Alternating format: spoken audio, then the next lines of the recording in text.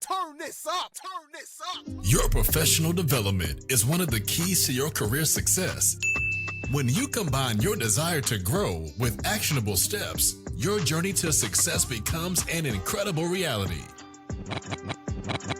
I am Paul Faronbi, aka IncrediPaul, and welcome to IncrediPaul Leadership, where we learn how to become the most incredible versions of ourselves by learning from each other. First off, if you're only listening to this episode, I want you to know that you could also watch it on YouTube. But regardless if you're listening or watching this show, I really appreciate your support.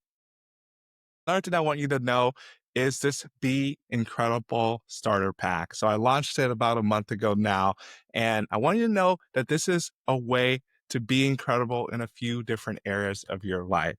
So I post about it on LinkedIn. I need to post on Instagram too, but it is a leadership masterclass, a budget template, resume template, and interview guide. It is completely for free. All you have to do is go to my website, IncrediPaul.org/start, and download it, sign up for it, and then you can get the tool. And that's it. But I will say it's not going to be free for long. That's a lot of value there, really like a $300, $400 value there between just like the masterclass alone. And then you have the different templates and the interview guide.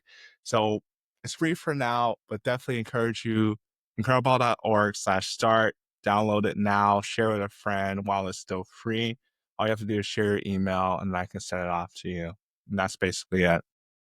So as I dive into this episode, it is May, and May is graduation month. So I definitely want to wish congratulations to all the college graduates out there. I know you've worked hard. You've had long nights, long hours, all the different things to get to where you are, but you made it, you've achieved it, and now you're just gonna work for the rest of your life. So I'm laughing at it, but it's kind of true. Like we go through several years of schooling, several years of college, high school, middle school, all these different things, but then we just work for the rest of our lives. And that's one thing I want to be mindful of is this episode is really talking more about the new job and career and how to navigate that because you've spent most of your time being in more of a structured school of how to do things. Work is different. Work, there really isn't a right answer a lot of times. You have to figure out what that answer is, especially if you're in STEM. So this is dedicated to young professionals in STEM. You got your degree, you're ready to get in the workforce, especially if you're in engineering or you had some internships. I will tell you right off the bat, like interning versus full-time is not the same. It's just hard to describe. Like, I think people say it all the time, but until you actually get into the realm of being in a full-time role, you'll see there's a little bit of difference. Internship is predefined. A lot of times the projects are already set out before you. There's a lot of support. Not to say there's not support for a full-time employee, but looks a lot different when you're an intern versus full-time. So really diving into this, I want to say that if you have any opportunity to take some time off between working full-time and graduating, please do. I know some people don't have that opportunity to have obligations or anything. As much as possible, please take time off in between going to school and working if you can. If you can't, I understand. So for myself, when I started working full time, I think I took about a couple months off. And during that time, I had spent a couple weeks where I actually went back to Nigeria. So for those of you who don't know, I'm Nigerian, grew up in St. Louis, Missouri, but I was born in Nigeria. So I got to go back to Nigeria when my dad, got to see a lot of family out there and just experience the culture. I think it's different from when you're like a little kid versus like as an adult experiencing it.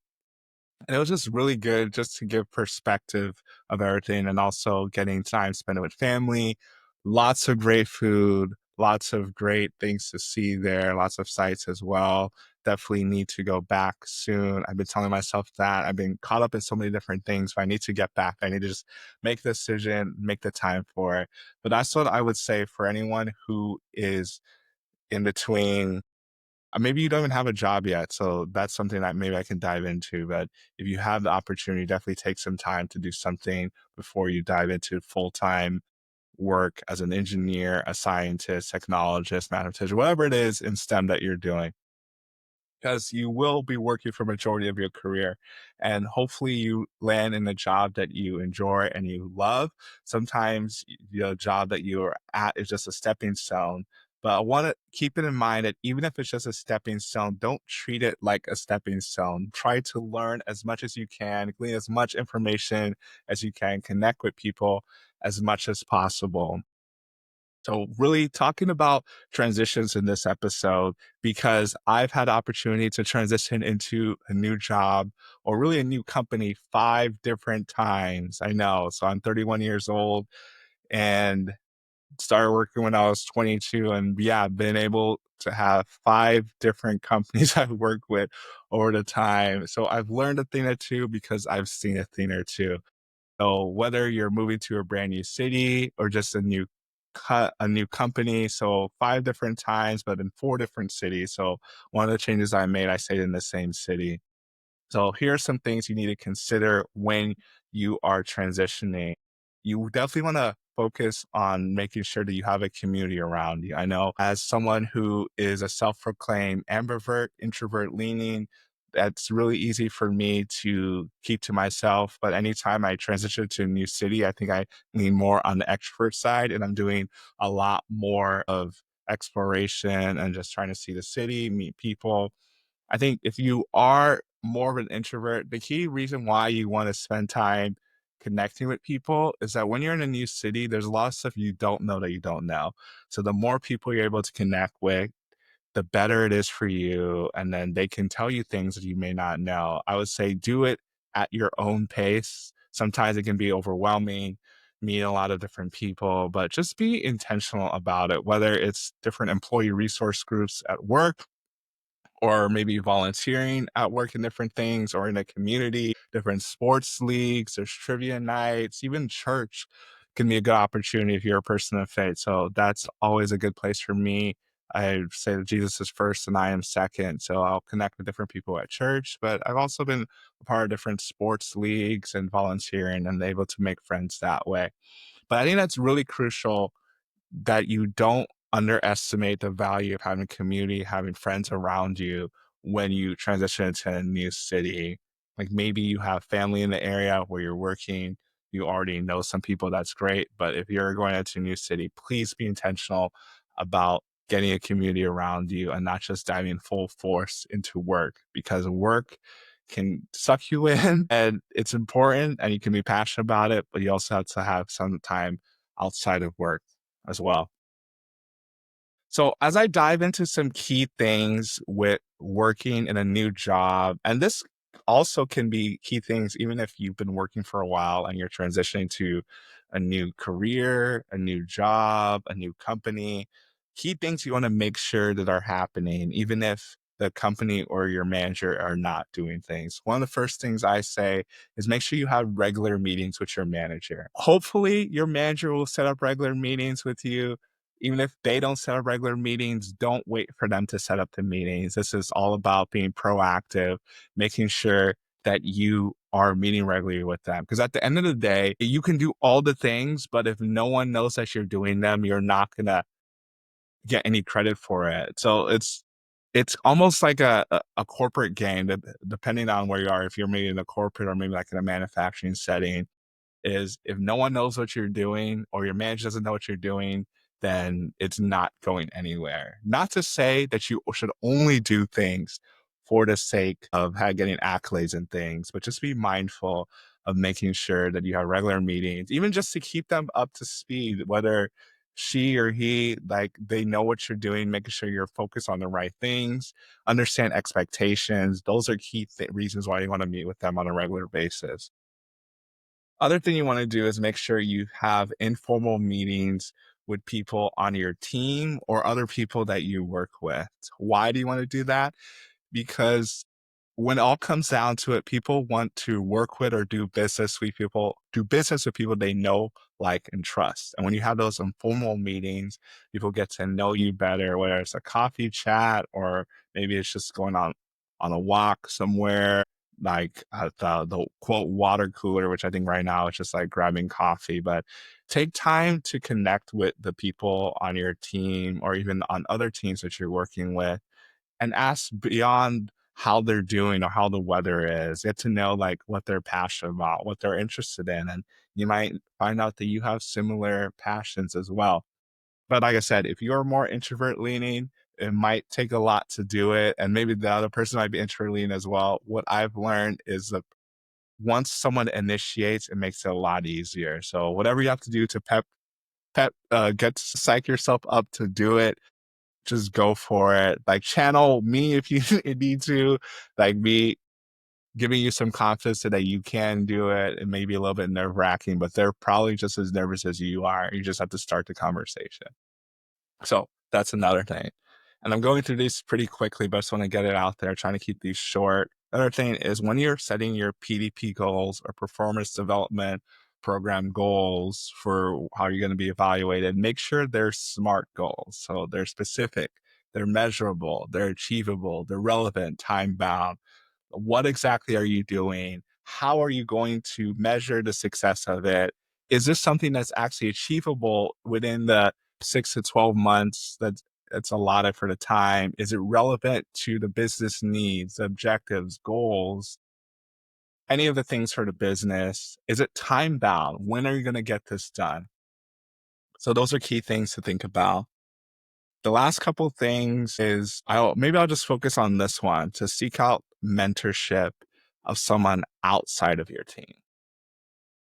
Why?